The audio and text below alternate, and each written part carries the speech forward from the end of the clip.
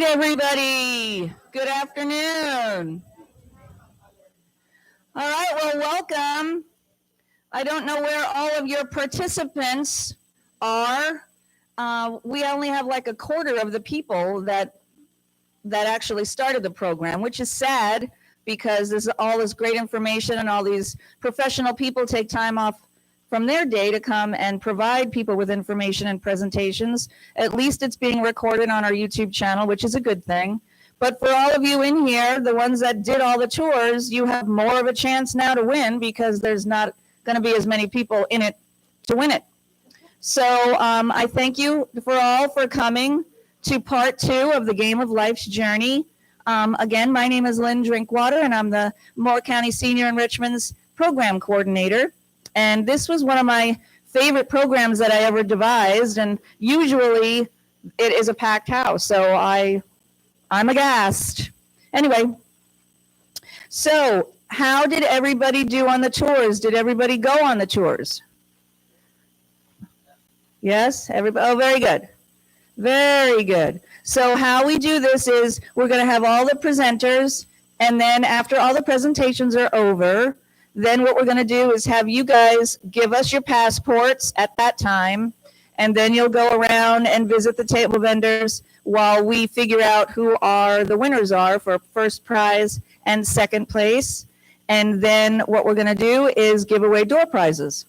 So first place is the $200, and that was given to us by Pinehurst Wealth.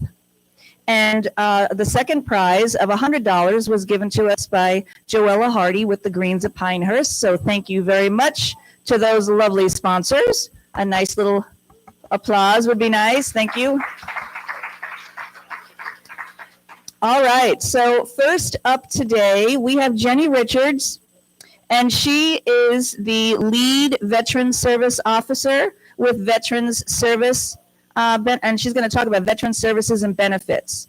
When I first started working, I didn't really know the difference between veteran services and the VA.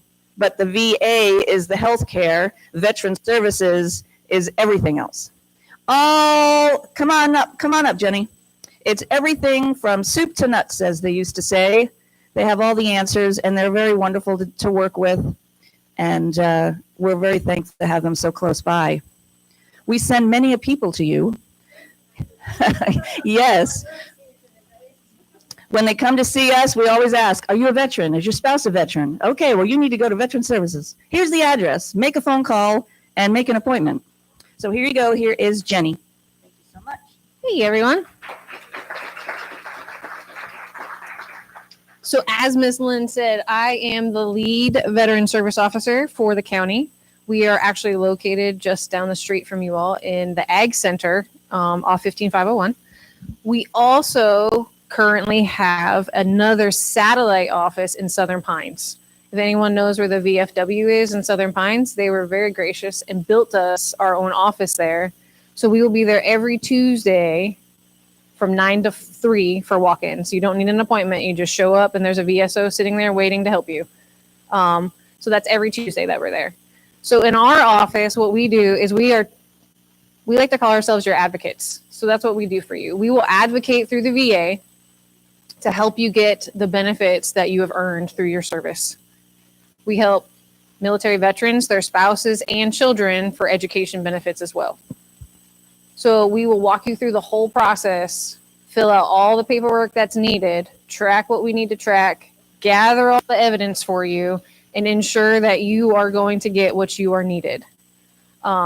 We also do the state benefits as well. So certain percentages get certain benefits. We have all the paperwork in our office for that as well. We do help spouses when their husbands pass with the spousal benefits through the VA as well. Let's see here. I was just going to do a whole brief overview, and hopefully someone has questions for me, because I would rather have questions than talk your ears off all day long. Is there anybody that has specific things they want me to talk about or go over? People have to go to assisted living or something like that. Can you talk about the So technically speaking, the aid and attendance benefit is not a standalone program. The aid and attendance can be added to a already service connected disability for compensation, or if you are not eligible for the disability side, there's another program called pension. Pension is income based, and that can also be added to that as well. So there's certain parameters for each side of it. If you are pension, you had to serve during a wartime period, and you need the aid and attendance, and you have to meet the income threshold.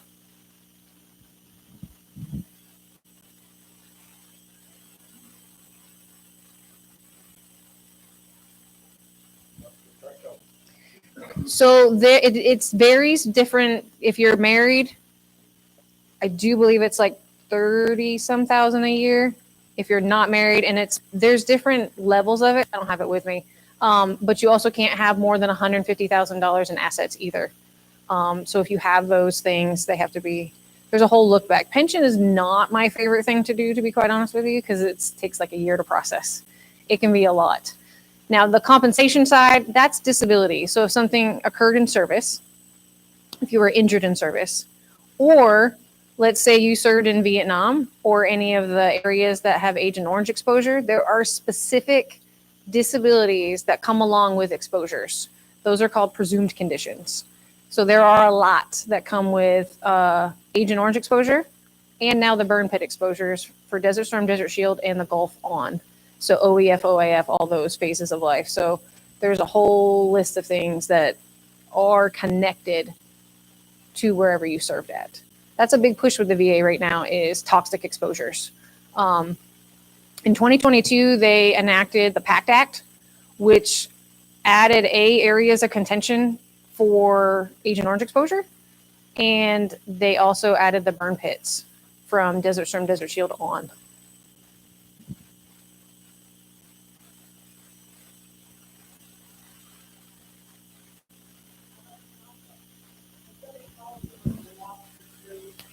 So when you call our office, we in our Carthage office, we are appointment based. So we ask that you call the office and make an appointment with us. We ask that you have your DD-214 with you. If you do not have your DD-214, we will help you find your DD-214. We have ways of doing that. If it's not with our register of deeds, or after, they have a digital system that we have access to, but they're only digitized from like 2002 on, which is not really super helpful. But we also have the National Archives that we can do requests through them as well, through our accreditation, to gain access to your personnel records and to your DD-214s. So when you call, you'll need to bring that with you. Once you come into our office, you're going to sit down with me. I'm a VSO. Kelly is our director, but we also have 5 full-time VSOs in our office now. So that's Tasha, Lloyd, me, and then I'm training the new one, Natalie, who just actually was hired 2 weeks ago for our office. So now we will have 5 full-time VSOs in our office. Once you come in, I'm going to go through and figure out when you served, where you served, how long you served, and if we can link anything medically that's wrong to your service. I will go through your entire file if I have access to your VA file, or if I have access to your military medical records. Once we figure that out, so say for instance, you were in Vietnam and you have diabetes, hypertension, and we won't put that in the universe, but if you have the cancers that are associated with it, I will get your medical records from your local provider for you, gather all the evidence I need, and all I need you to do is go to what is called a compensation and pension exam. So that's called a C&P exam. Those are for forensic purposes only, and that's how you get your rating through the VA, because they will compare it to their rating scale, and that's how you get your rating. You won't have to do anything for me other than go to your exam, please. That's all I ask that you do, and then I will guide you through the rest of what you need to do. I will gather everything for you, so you don't have to do anything on your end other than show up. That's all I ask. We make that very clear. Please show up to the exams or they will deny you. So that's the only thing I ask that you guys do. And then once you get your rating, I will walk you through what you're eligible for after that. Whereas state benefits and things like that, different ratings or different eligibilities. So.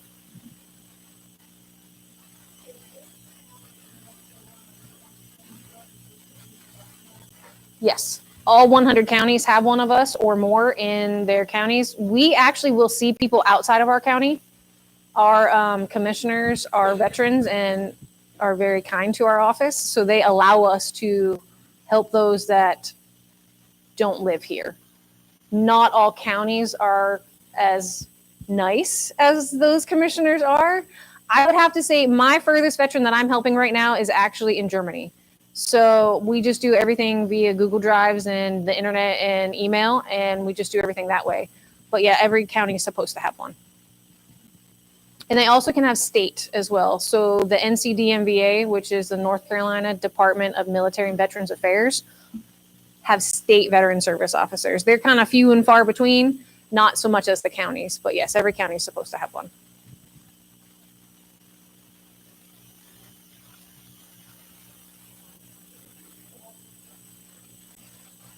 If you are getting your medical care through the VA, your primary care doctor can, yes, put in for in-home care. And I do believe it's not a whole lot of hours. From what my veterans tell me, it's about 15 to 18 hours a week. So, but that's also dependent on your needs. So, but yes, the VA medical facilities do that for you.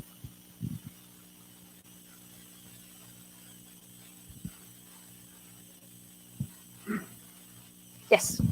I'm not a veteran, but the thing you just said about 50 hours a week, explain that.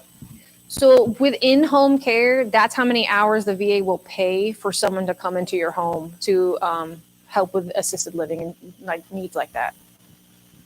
Mm-hmm.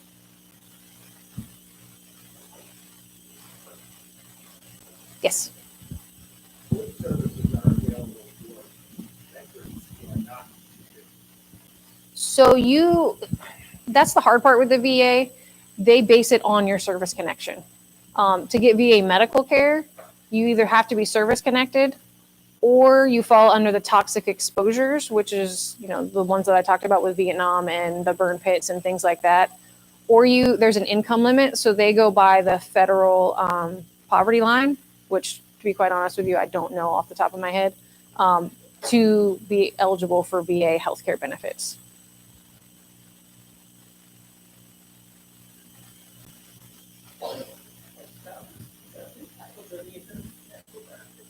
No, the only time the spouse is eligible for anything medical wise is if the veteran is deemed 100% permanent and total through the VA. They can then get CHAMP VA insurance, which is a free secondary insurance that is paid for through the VA. But as far as going to VA medical facilities, they don't allow spouses.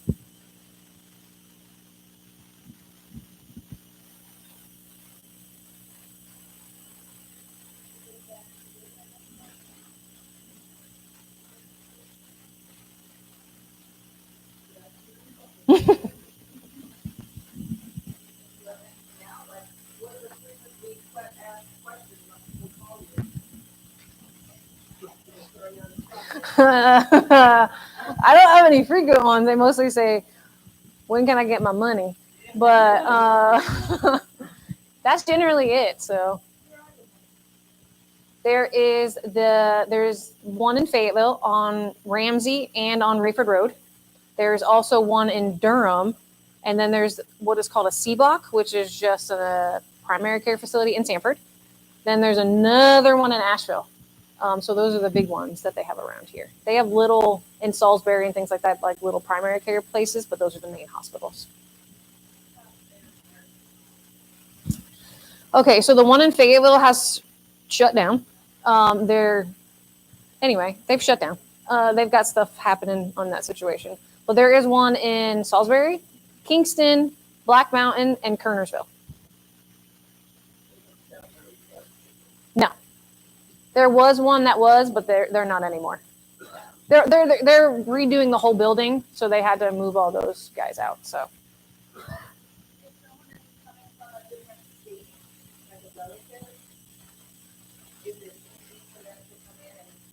Yeah. Yes, because we help we don't turn any veteran away. Our county allows us to see other people.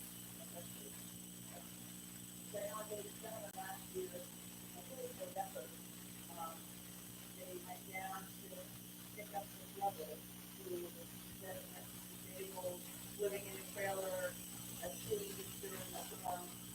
Yeah, I think I remember him. Yeah, he came in. I think we squared him away with everything that he needed.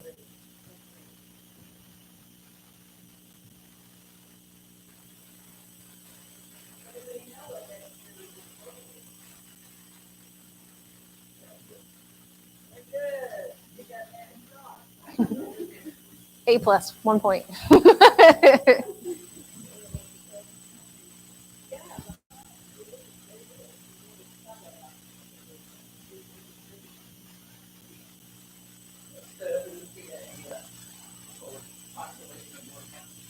We have over 11,000 veterans in Moore County.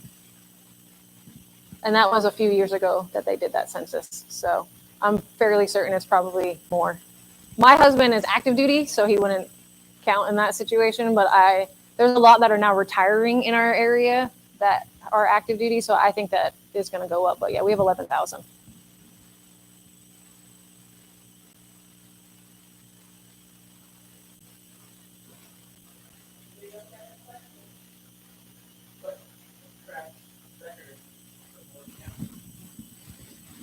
Well, I can speak on me.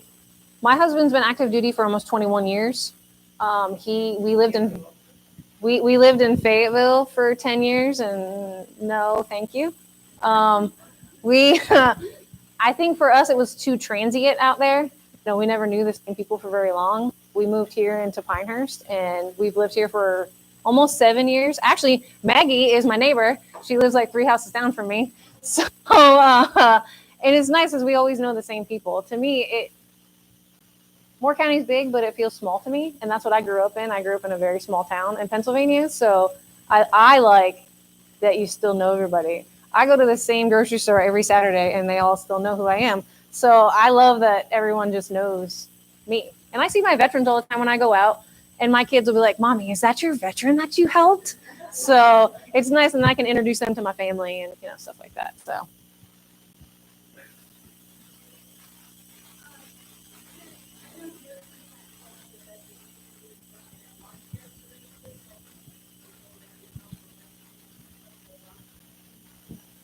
Those are just, I think, volunteers that do that. But like we always tell our offices, like we always tell people, if you need help with something, we always go outside our scope. We have a lot of organizations that we reach out to that will help veterans if they need it, regardless of what they need. We have a big one, MMIA, that we use, which is Military Missions in Action. I actually just went to their gala on Saturday. They're big on Homes for Heroes. They will help furnish and get a veteran back on their feet if they need it. They build ramps for veterans around here with no cost to the veteran at all.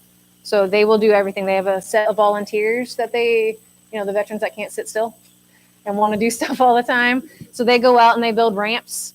They'll help fix roofs and porches and things like that. So they always do big fundraisers. And, if we have veterans that are in food crises and stuff like that, we have places that we can reach out to for them as well. So we make sure that we're not just one and done. If they need us, they can call us, and we'll figure out a way. We always do. So yeah. If you're Army veteran with an honorable discharge, and later on in life you file for hearing aids, and you're denied, and then you go to your county office, and they file an appeal, and you're still denied, what's the next step? Or is there a next step? Yeah, go to the board of Veterans Appeals. We have to do that a lot with our hearing aids. So those are judges. You'll have a hearing with a veteran judge that works at the VA. And that's the top tier list that you'll do, is you'll go to a hearing and plead your case. That way you can speak to them and you'll be able to talk on your behalf. And then you have a representative through the state that just does appeals with judges. And it's all taken care of through that way. You don't have to worry about anything. So they're digital. So you come into our office and I'll set my computer up for you, and then you'll have the link to the video conference, and you'll have the judge, your representative, and you'll just have the hearing on that, and then that's how they decide it. I actually just did one a couple weeks ago in my office. Why would they have denied it to begin with?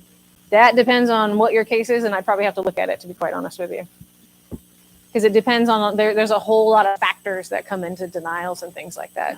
What your MOS was, how long you served, what you did outside of service, and your examiner. So that definitely needs to be looked at if you want it to be looked at. If you were in the army, you were in special forces, and you're doing all these weapons, with my MOS, why would they deny it? What'd you do outside of service? Pardon? What'd you do outside of service when you got out? They will look at that as well. I've had a lot of veterans that were denied because they were construction workers outside of service or had a longer period of things. So you just need to come in and get it relooked at. We need to go through the board. I worked for government. Yeah. When I got out, federal government, at NASA. Yeah, that you just need to get it looked at. Someone needs to go through the file and look at it and see what their reasoning was. Does anybody else have any questions? We're gonna move this train. Keep it on going. Thank you so much, Jenny. Okay, so next up we have a lovely lady who has a kind of an interesting last name, Bone Cutter.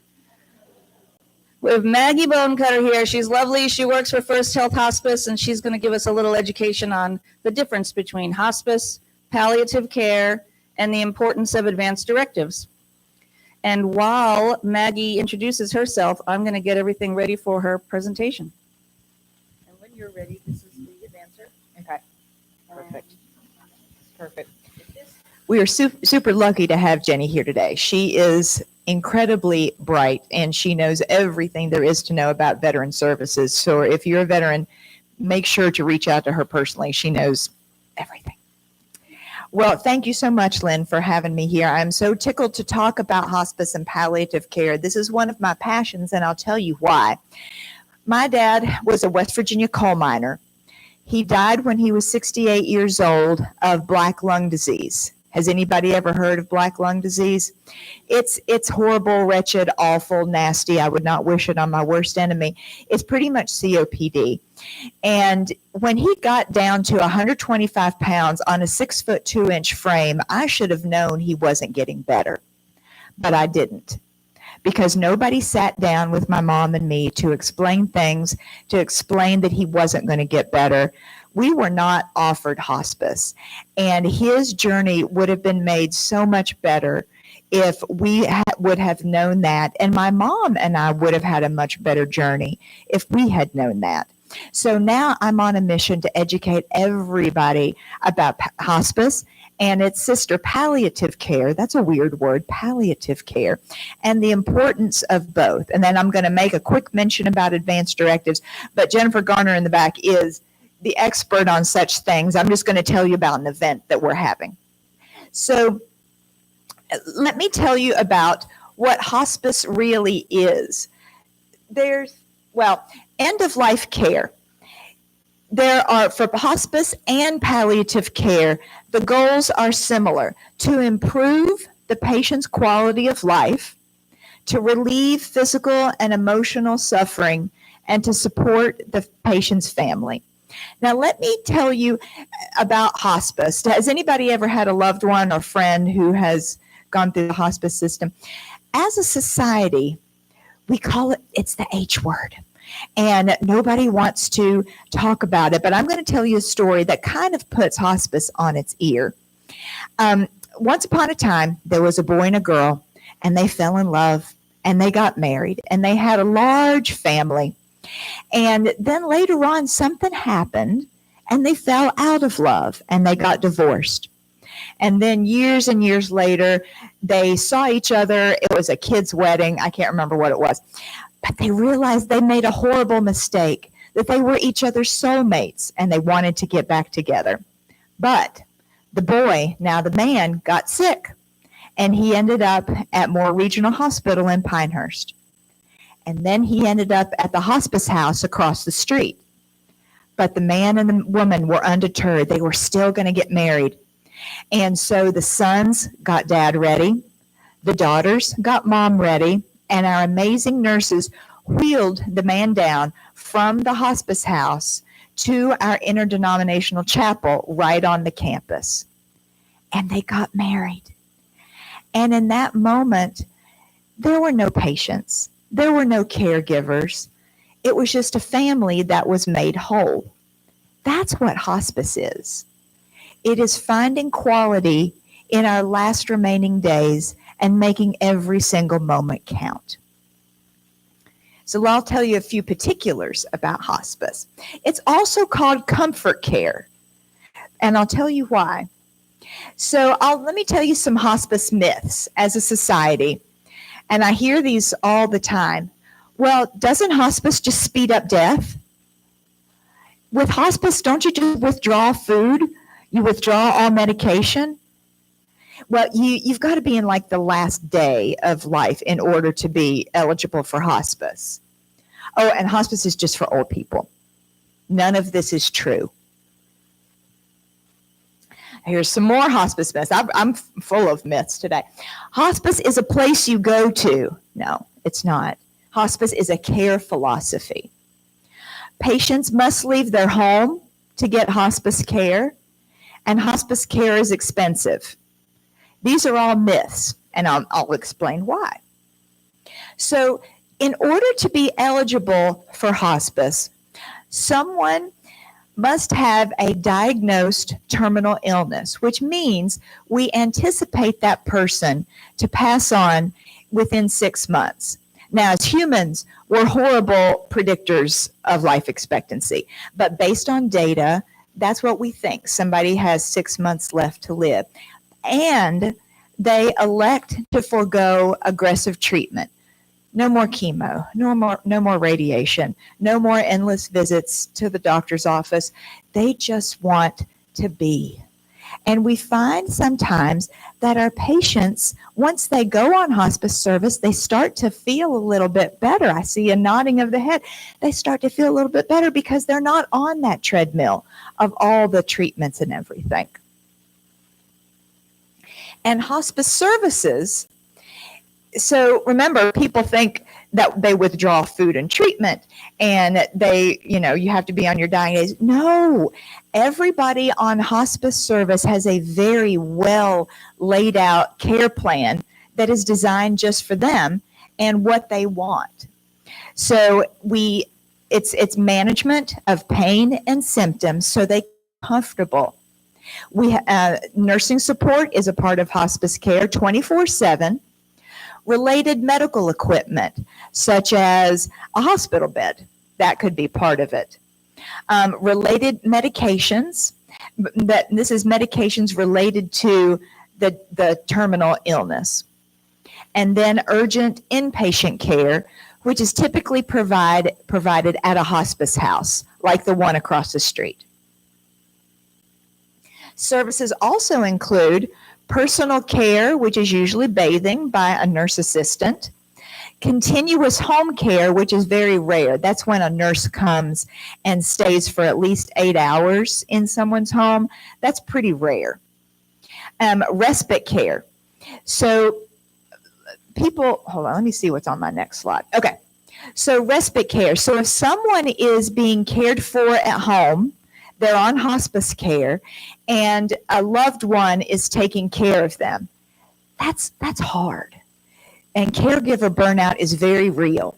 And so at some facilities, like a hospice house, then patients can go stay for up to 5 nights for respite, caregiver respite. And it is a nice time to just take a break and reassess and sleep and discollect. Hospices also have volunteer services. So hospice started out as a volunteer movement in the late 60s in England. And then it migrated to the United States. And volunteer efforts are a major part of hospice today. Medicare now funds hospice. And they mandate that 5% of patient care hours be administered by volunteers in the form of sitting with a patient or office work or whatnot. So volunteer services are an essential life-giving component of hospice.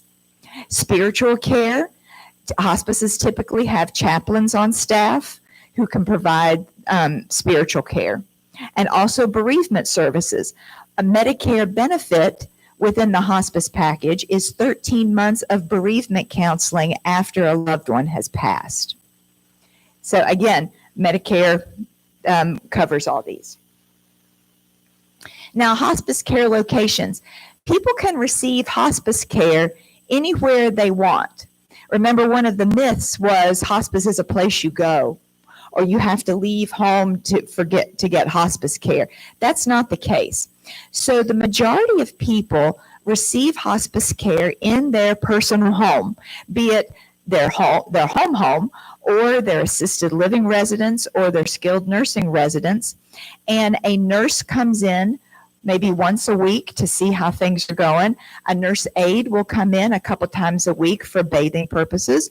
A social worker will come in to connect someone with resources. A chaplain will come in. And so people can receive care anywhere they call home. And also, an inpatient hospice facility, typically a hospice house, that's another place people can get care. So, like I said, most people get care at home, and it's administered by a loved one, a caregiver, or someone at an assisted living or skilled nursing.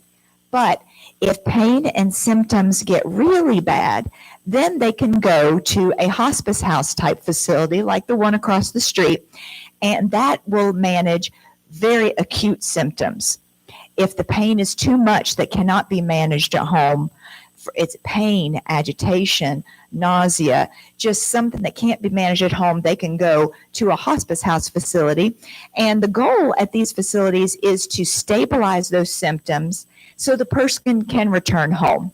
Average length of stay at a hospice house is 3 to 5 nights. And again, the goal is to go back home.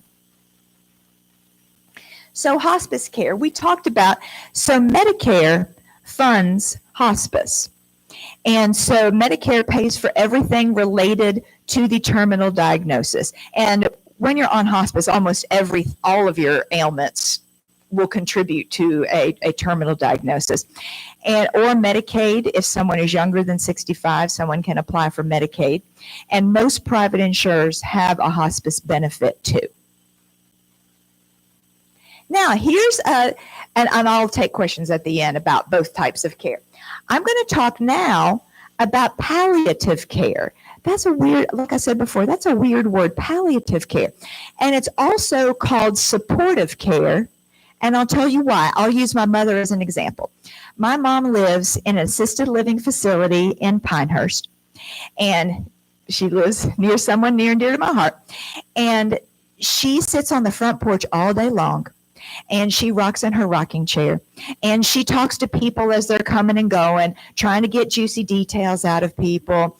She tries to tell people she's a retired exotic pole dancer, but she's not. She's a retired teacher. And she tries to get Snickers bars out of people as they're coming and going. She knows every person in that facility. She knows all the residents. She knows all the staff. She knows their comings and goings. She has every dirty and clean joke in her repertoire, sharp as a tack. But she's had breast cancer twice. She has congestive heart failure. She has something called smoldering multiple myeloma, which it's not being treated now, but in any instant, that smolder can turn into a flame. So she is enrolled in something called palliative care. She has, well, I'll continue with the story. She has a provider, a nurse practitioner, who comes to visit her about once a month or so, sometimes more often, but about once a month. And the palliative care provider talks with my mom. How are your symptoms? How's your medication working? Do you have a healthcare power of attorney? Do you have a living will? She talks with her about how her disease might progress, her congestive heart failure, what she needs to be on the lookout for. She connects my mom to resources if she needs through a social worker. So palliative care does not treat the illness. My mom still has all of her doctors. She has an infusion once a month. She goes to see her heart doctor. She goes to see all these doctors. She's still seeking treatment for her illnesses. But palliative care comes alongside her and supports her as she's dealing with these illnesses. And as a daughter, I am very grateful for palliative care because her nurse practitioner kind of is a quarterback of all my mom's care and keeps kind of a grip on things. And I can't do that. I'm not equipped for that. But her nurse practitioner is, and I'm so, so grateful. So here's some myths about palliative care. So one myth, palliative care is for people at the very end of life. No. People who need palliative care as soon as they are diagnosed with some sort of life-limiting illness. It could be cancer, COPD, congestive heart failure. Blindness is a life-impacting condition. Someone can enroll in palliative care at that point to support them along their journey. Another myth that palliative care replaces my regular doctors. While that is the case for hospice, because someone on hospice elects to forego all other treatment, that is not the case with palliative care. My mom still has all her doctors, mainly because they are a great source of jokes. And so she needs to keep her joke repertoire fresh. So that's why she goes out. So again, palliative care, anyone with a serious illness or condition, regardless of prognosis or life expectancy. My mom is not going anytime soon, but she needs help. And so that's why she has palliative care.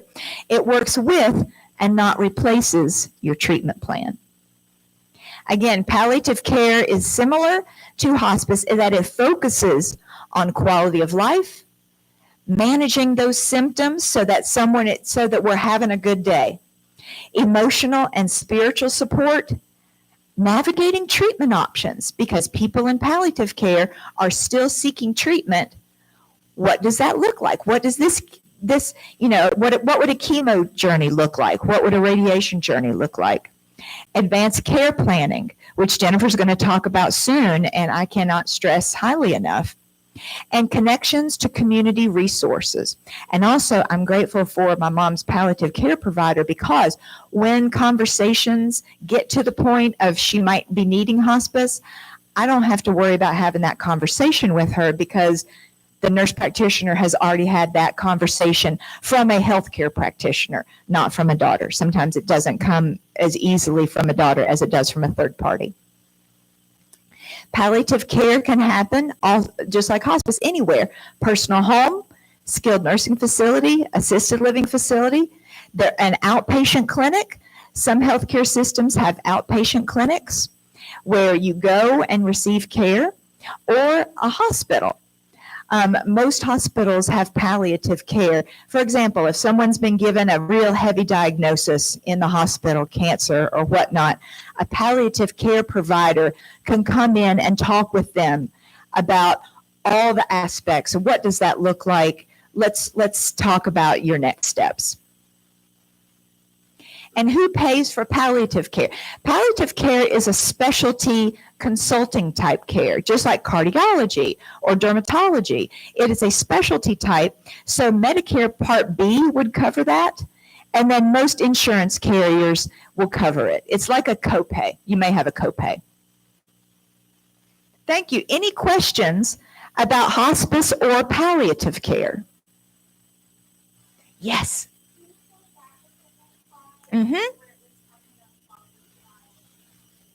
Yes. And there are handouts in the back that have, there's hospice on one column and palliative care in the other column, and it explains the two and unpacks those two in detail. Those are back there. What other questions about hospice or palliative care can I unpack? All right, one tidbit, thank you. One tidbit about advanced directives. Jennifer's going to talk about those, and I'm so grateful that she is. A lot of people get their their living will, their healthcare power of attorney through an attorney, and that is awesome. If you know of people who may not have resources, First Health is having some events coming up in April this month where you can get your healthcare power of attorney and living will notarized for free. So there are flyers back there. Thank you.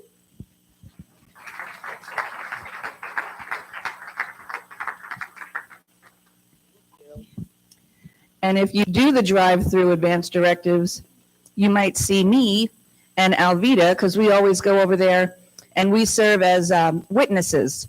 So we're volunteers. People drive through, they need to have it witnessed, and then there's a notary there, and then they actually put your information right there on file at First Health, and then they give you back the originals. It's a wonderful process, and it's free. It's great. So we're moving right along, and I just realized maybe it's an April Fool's joke that many people haven't shown up today. So maybe that's the key. Today is April Fool's Day. So anyway, we are moving on to our next presenter. We have Kathy Haynes, and she is the Advanced Planning Counselor with Bowles Funeral. So thank you very much, Kathy. You'll see in front of you an actual handout. So she decided to put it out there for everybody ahead of time, and that's what she's going to be discussing today. So thank you so much, Kathy. Kathy. Thank you, ma'am. Thank you. Thank you so much for having me. I always look forward to these events because I always learn so much. Even though I've been multiple times, there's always some tidbit from the other presenters that I've never heard. So I thank you all for that. Everyone should have a booklet in front of you that says Advanced Funeral Planning is for Everyone. Make sure you have that. We're going to talk about that in a moment. As Lynn said, my name is Kathy Haynes, and I work with Bowles Funeral Home. I'm a funeral director there. I do their advanced planning, which we're going to talk about momentarily. I'm also a certified celebrant, which means that I help you plan your funeral service, memorial service, or celebration of life, and I officiate those services. In addition, I do their community education, which is events like this. But if you have a small group, your church group, your book club, your garden club, your civic group, Kiwanis, whatever, and you need a program, I'm happy to come and speak to you about advanced planning. Most people don't want to spend time with us at the funeral home, and we get that. So it might be a little less daunting for me to come to you. So I like to start in the back. How many of you, when you get a magazine, you like to start at the back page? Well, that's me. I want you to turn to the back page, right inside the back page, and it says notes. To me, that's the most important part. So this is where you're going to write the questions that you have, that you're going to ask in a few minutes after I finish talking. Okay? That's your homework. All right. So we're going to go back to the front. This booklet is just a few of the things that we as a funeral home say that we'd like for you to know. It's not all inclusive. Doesn't have everything. I'm sure you have lots of questions that are not included in there. But for just a few moments, we're going to go through that, and then I'm going to open the floor for you to ask questions. So if you'll see on the inside cover, those are our locations: Pinehurst, Southern Pines, Seven Lakes, and Sanford. I go to all of those places, so it makes it easier for you to get to us. Now I want you to turn to page 1. It's a big heart, it says family in the middle. A life lived is worth remembering. Every life is worth remembering. So a lot of times I meet with folks who say, you know, we don't want to do anything. We don't want to have anything. We just want the event to go past us. So I would ask you just to consider, really technically you're not going to be there that day. So think about those people who are. Think about what your family needs. Think about what that does to them. And we encourage you to gather in some form. Maybe you gather in your backyard. Maybe you gather at the lake. Maybe you go to the person's favorite bar, person's favorite restaurant. Having service doesn't necessarily mean that you come to the funeral home or that you go to church. You can do it anywhere. But it's important, we think, that you share their story, that you say their name, you tell their favorite things. That is one of the first steps in healing, and it goes a really long way in the days and weeks after a loss. On the next page, along with that, your journey, your decision. If you pre-plan, then you are in control of what those plans are. We, as a funeral home, it's our job to facilitate your wishes. And any other funeral home that you might choose, it should be their job as well to facilitate your wishes. But the other side of that is we can't facilitate your wishes if we don't know what they are. So we ask you just to document them. So of those of you that have thought about what you want for end of life, have you told anybody? Have you told your family what you want? I won't make you raise your hand. And if you've told someone, have you written it down somewhere? Very, very important. So turn to page 3, benefits of pre-planning. It's a wonderful gift. Most kids don't appreciate it when you're doing it. The appreciation comes when they're in the middle of it and they see all of the decisions that you have already made, all of the things that you have already documented, but they don't have to decide. Then they'll realize that's their aha moment. It takes away, yes, they miss you. Yes, they're grieving you. Yes, it's tragic, but it takes out the emotional and financial part if you've already done all those things. So it makes their road just a little bit easier, we think. It also reflects your expressed wishes. You've documented those. So then they have a good idea of, yes, this is what mom wanted, or yes, this is what dad wanted, and maybe, oh my gosh, I would have done something different because I had no idea. I thought mom would have wanted this or that. It allows you to pre-fund at today's prices, and we'll talk about that in just a few minutes, as well as the payment plans. Biggest thing I think when people leave my office is that it's like a big sigh of relief and peace of mind. Now on page 4, it gives you a little bit of comparison as to what happens if you do it now or if you wait and your family's in charge of those. So as far as selections of goods and services, at need means that you have passed.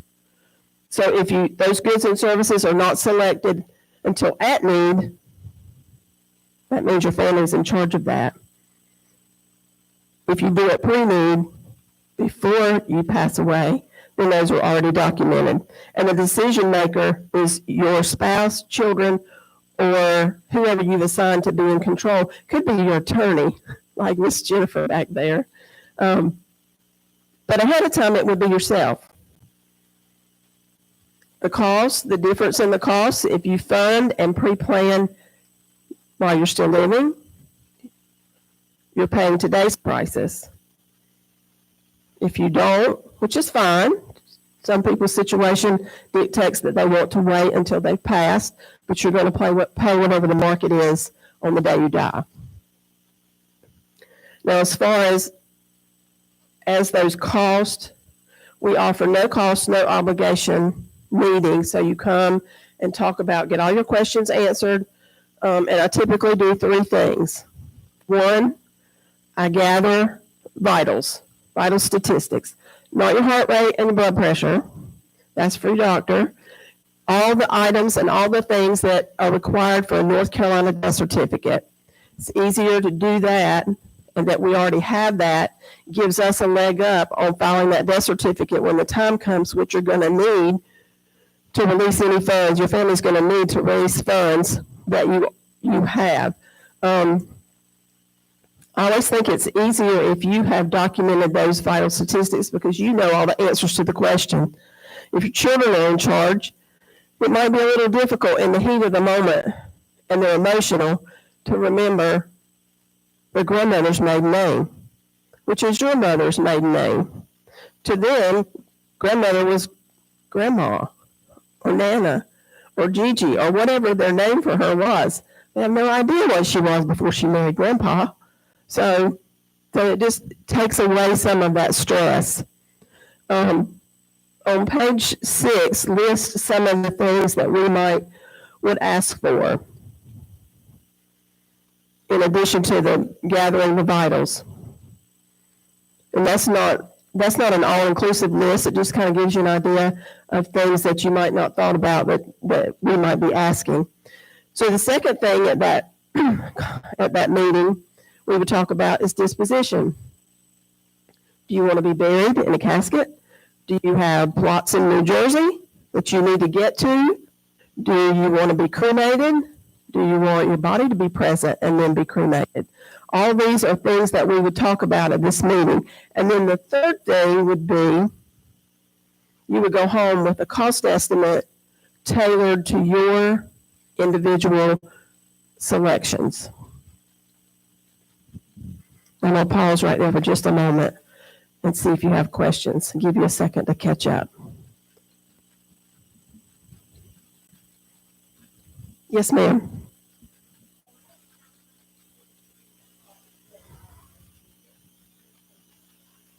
Okay. Her question is, how much do funeral costs go up each year? Now, I can only speak to our funeral home. Mr. Ryan back behind you, he can talk later about what his might be. But here's what I know.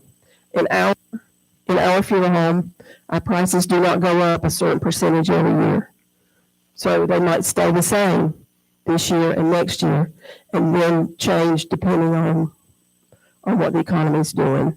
I don't get a vote about, if I got a vote, I would do what I do without talking about money ever. It would be the perfect job. But no, they don't go up a certain percentage every year. I will tell you that I've been doing this 17 years, and when I first came to work at the funeral home, all the national numbers would tell you that funeral costs across the country double every 10 years. Now, as of the last few years, they say they double every 12, 15 years.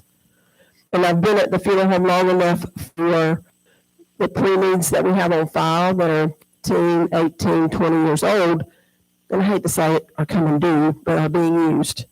And our prices have kind of a little under the national norm. So that's kind of vague, but that's all I got. Yes, ma'am.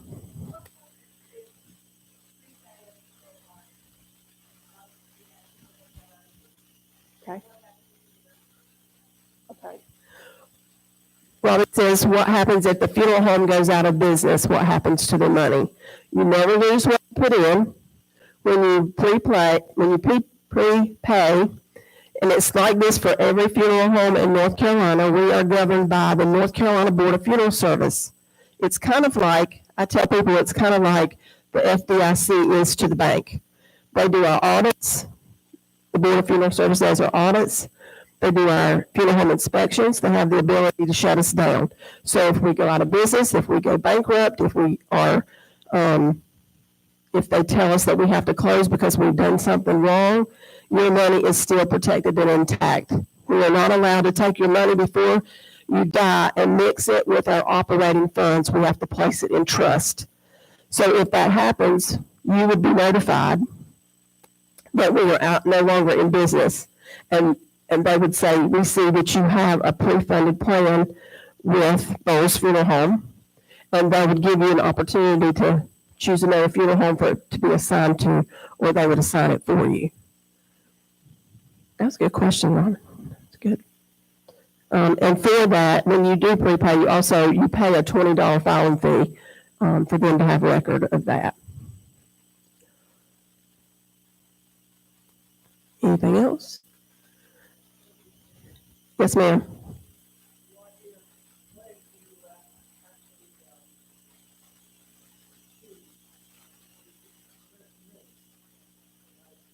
Okay. Sure. Her question is, if she prepays here and has a plan with a funeral home here and she moves, what happens? If you move to another state or any other area that's out of our service area, your choices are you can leave that premium where it is and transfer at time of death, or when you get where you're going, you can choose a funeral home there and have it transferred ahead of time. Now, one thing I will say about that, if you leave it, which we're fine either way, for you to do it either way, if you leave it and don't transfer it until time of need, you never lose what you put in. They're going to send us a bill and a death certificate, and we're going to pay out of the funds that you have toward what you have, what you've chosen there. They're not going to guarantee our prices.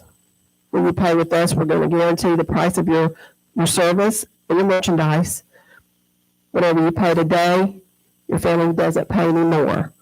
Now, there's some non-guaranteed items, but when you move and transfer, they're not going to guarantee our price, just as we would not guarantee their price.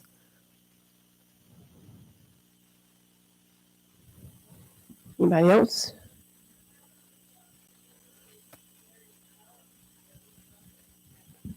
Okay, if you're going to be buried at Arlington, I had someone yesterday who said, I'm going to Arlington. I said, oh, good for you.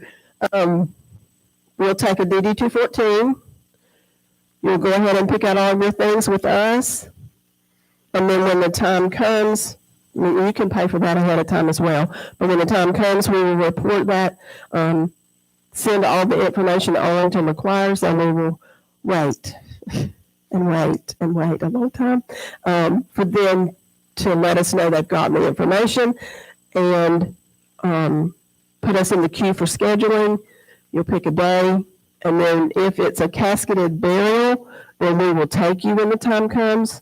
If it's a cremation, you have the choice of us mailing you to the funeral home outside of Arlington, or you can take it yourself. It's a long process, but it's something that we can help you navigate. We do that quite often. Somebody back here had one. I missed you, didn't I? I'm sorry.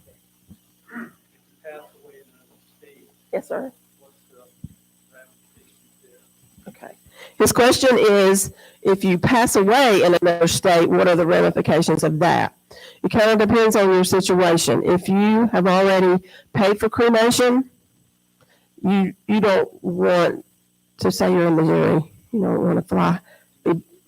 In Missouri, if you're there, you don't want to be flown back here to be cremated. That would not be cost effective. So we would tell you to pick a reputable firm there, be cremated there, and we transfer the funds to them. We don't keep anything if we don't do anything for you.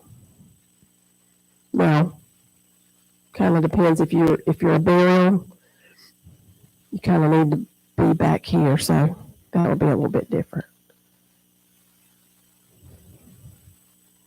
All right.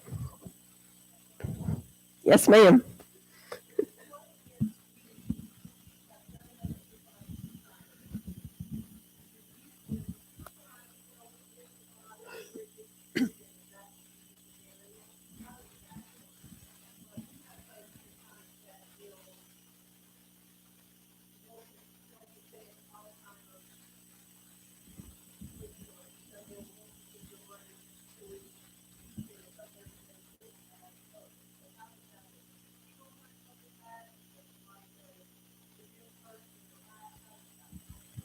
Did you hear her question? She asked about body donation and what happens if a person wants to have service and how all that works. So let me talk about the easy one first. The easy one is you want body donation, which is your whole body. There are 5 schools that accept bodies for research. Chapel Hill and Duke are the 2 most popular that we send to. Also, ECU, Wake Forest, and Campbell University in the last few years has started accepting anatomical donation. So we do transport to those places. There's a process. I think the only one that will let you pre-register is Chapel Hill. The rest, you just make the call when you pass away. We'll navigate that. We'll call. They ask us questions. We answer the questions. And if they say yes, we'll accept them. Then we'll take you there. Now, the myth is that it's free. It is free for the school. The school doesn't charge anything to accept your body, but the funeral home does. So there are things we have to do, things we have to comply with. We're still filing death certificate, those kinds of things, and transport you there. So that's something we can talk about in your individual time. But Robin's specific question was, a lot of people want to donate their brain for Alzheimer's research. Now, the ones that I have been involved in, if they're only going to take a portion, they're not taking your whole body, they typically will send a pathologist to remove that. I've had a couple of those where they send the pathologist to our funeral home or to the hospital here, remove that and do what they do with it, and then we motor on with what we're going to do with the body, whether it's cremation or casketed burial. So we would navigate that a little bit differently. I do have someone that I've helped who is donating to Johns Hopkins, which will be navigated through, I believe we're doing that through Duke. And then we'll have the body left. They'll take the brain, we'll have the body, we'll do the cremation. But now if you're doing whole body donation and they're taking the whole thing, you can have a memorial service, you just won't have any remains present because they usually will tell you a year to 2 years before they are done with their research. And then you have the option of receiving those remains or they will take care of it themselves. Did I answer your question, Robin? Okay. Okay. Yes, ma'am.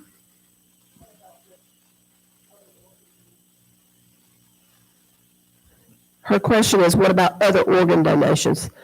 You mean like it's on your license? You have the heart on your license for an live organ donation. Okay. If you have the heart on your driver's license, it says you're an organ donor. Typically, the only way that happens is if you're in the hospital, because they're giving those organs to someone who needs to live. So if you die at home in the middle of the night, or you die in a facility, same thing, and they don't find you till morning, there's a time sensitivity to that. So typically, that's only an option if you're in the hospital. I don't know of it having happened any other way. And the hospital will navigate that when they know an organ donor. Okay. Yes, sir. Could you please give an indicative example of cost for something similar, say, a donation or a service? Okay. This question is, I'm going to say basic. A basic cost for, say, cremation with a small service. So if you're talking, I'll start less than that. So if you're talking cremation, you're looking at $3,033 or $3,400. Pick up, do cremation, return remains. That's about it. If you're doing service, you're looking at $4,500 to $4,800, depending on your choices. That's for both. That's for cremation with a service. If you're looking at burial, you're looking at $8,500, about $8,500 to $11,000.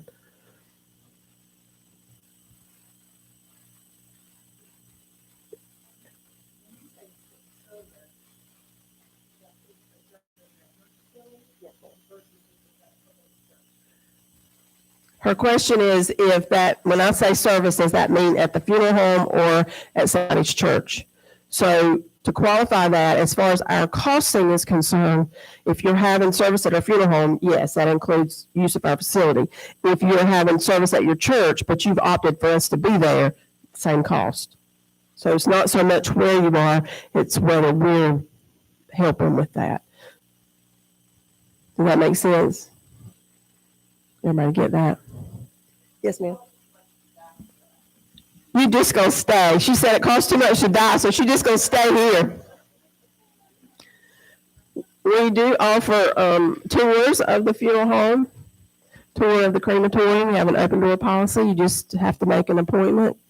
One of our directors will walk you through the process. A lot of our men like that because they like all the technical stuff and see what happens. So that's always interesting. You just have to call and make an appointment. Yes, ma'am. Yes, ma'am.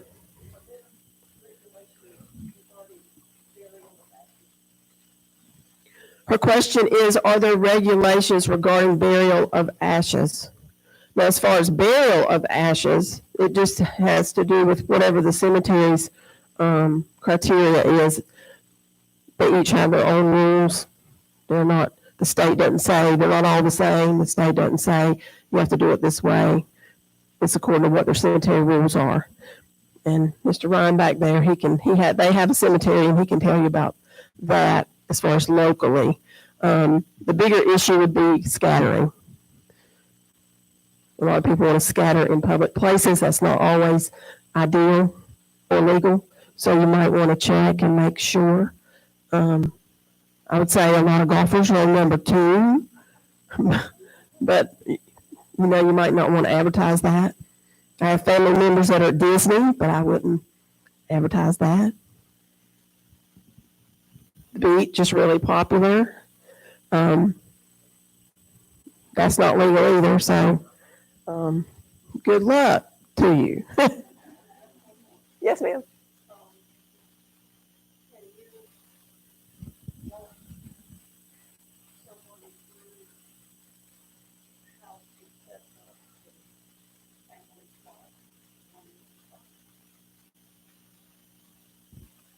Her question is how to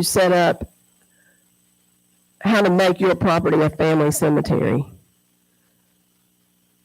I'm not sure. I think, don't you have to go to the health department? Ryan says you have to be outside the city limits. West Virginia, he said that's popular in West Virginia. I mean, I know that you can, but you have to go to a legal authority. I don't know if it's the health department or do you? Health department. That's correct.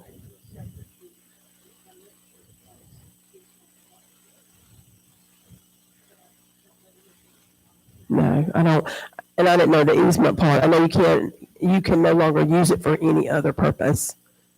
Now, if you bury somebody in your backyard, I know you have to disclose that when you sell. Right, go well for you. Yes, sir. Okay. Okay. But there was coal mines that bought hundreds of acres, stripped the coal out, and they couldn't go to certain areas because you had to find all of the living relatives in order to move a body. Oh, yeah. You can't just move people. They can't find them, then You're out. As far as digging, a coal mining. Right. Okay. Am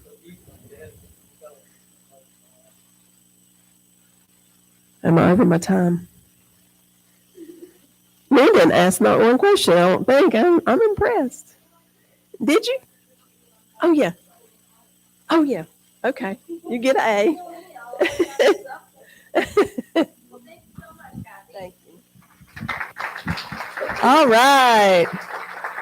Thank you so very much. And so now we have Jennifer Garner, and she always has such entertaining ways of learning and trying to understand the most complicated pieces of life. So Jennifer has a gift in doing that.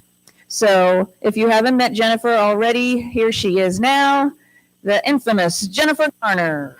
Thanks. You guys can go home and tell everybody you met the famous actress Jennifer Garner today, right? Yeah, I get that a lot. So I would like to start off by telling you that I have a lot of wonderful Easter candy at my table. So when you get a break after I speak and you're supposed to go visit people, please eat and take my candy. And I also brought with me a couple of handouts that I worked on for you that I just wanted to tell you were back there, because a lot of people like to skip the attorney table. I did bring a handout about the 5 most frequent myths that I hear in estate planning and elder law practice. And the yellow one is frequently asked questions. So I've answered your frequently asked questions there. And hopefully you'll pick those up so I don't have to recycle all the paper that I used for all the people that didn't show up today. Last speaker, so I'm going to try to give you a little scenario. I apologize to some of you who may have heard me speak before. I did kind of a tweak and a repeat of a Donald and Daisy Duck situation for you today. I was not feeling creative enough last evening to come up with a different one, so apologize ahead of time. But Daisy and Donald had worked hard. They had saved for their retirement. They found the perfect location to spend their retirement years here in Moore County. Not having children of their own, they decided they would move close to one of their nephews in their later years. Both had successful careers with Disney and had spent a lot of time with Donald's nephews, Huey, Dewey, and Louie. Dewey had enlisted in the U.S. military, and he was very likely to remain based at Fort Bragg. Daisy and Donald found a lovely apartment. The town was lovely, their view was great, and they loved the new sense of community that they had found here. Donald notices a change in Daisy shortly after their move. She seems confused sometimes. She's missed some of her morning swim clubs, and her perfect cornbread recipe is just not the same. He mentions it to the regular physician, who suggests that she see a neurologist, a neuropsychologist, or a gerontologist in our area. After a series of tests and ruling out other potential causes, Daisy is diagnosed with mild dementia, most likely Alzheimer's type. Donald attends support group meetings, consults with Dementia Alliance of North Carolina for information and research, and encourages all of his friends down in Florida to participate in the annual Alzheimer's Walk to raise funds for research. He realizes he will soon need to be much more involved in Daisy's daily life and their household activities. Daisy had done a lot of that in the past, so he went to see his attorney and find out what he needed to do from a legal standpoint. So Donald and Daisy come to see me, and one of the first things we're going to talk about is financial power of attorney. Financial power of attorney handles all of your business and financial matters, not healthcare. We'll get to that in a minute. If you want to execute a durable power of attorney, that durable power of attorney means that it survives during your lifetime, whether you're incapacitated or not. You need to be over the age of 18. You have to be of sound mind legally, not medically. There's always a difference of opinion between attorneys and doctors as to who's competent and of sound mind.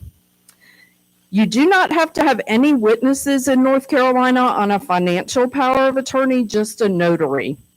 I do have witnesses on my financial power of attorney because there are many other states that require 2 witnesses and a notary. And so a lot of my clients may have retired here and then they decide to move closer to children or grandchildren in their later years. And if they travel, they may not be competent and capable of updating their documents. So we do add witnesses to ours. A lot of my clients think I like to kill trees because my power of attorney can be rather long.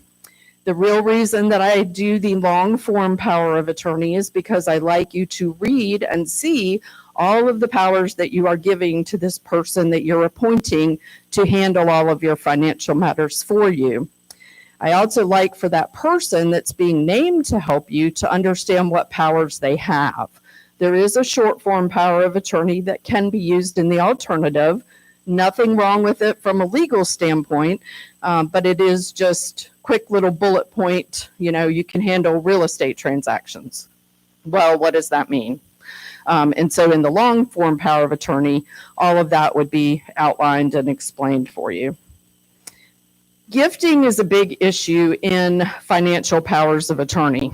it can be scary to sign a financial power of attorney. It is giving someone all of the powers that you possess today to step into your shoes and handle all of that for you. It can always be revoked. So I do like to tell my clients that, so that if they feel like they made the wrong decision or somebody jumps in and takes over and is too strong-armed and they're not ready for that, they can always revoke the financial power of attorney. With gifting, I do encourage it for several reasons. One is to make sure that if your estate is going to have any estate, gift, or inheritance tax issues, we want to get those out of the way if possible prior to your passing, which may mean that we need to make some gifts. Maybe we need to move some money out of your estate to grandchildren, or fund an education trust, or help your son with some medical expenses that he has, and that will push money out of your estate when it comes to assessing whether you have an estate tax due or not. The bigger reason in my practice that we like to see really good, well-drafted gifting provisions are to help people qualify for benefits. So when we heard about Veteran Service Office here, we heard about asset limits, income limits. A lot of veterans, in order to qualify for services, do have to move their assets around. In order to move their assets around, obviously they have to be competent and capable to do that themselves. If they can't do that themselves, they need to have a good, thorough financial power of attorney that allows that person to move those assets for them if they're trying to qualify for benefits. Medicaid is another place where I frequently use gifting provisions. And we're going to walk through a Medicaid spend down for Daisy and Donald. And you'll see that Donald needs to have the power to gift things to himself or potentially to other people. You had a question?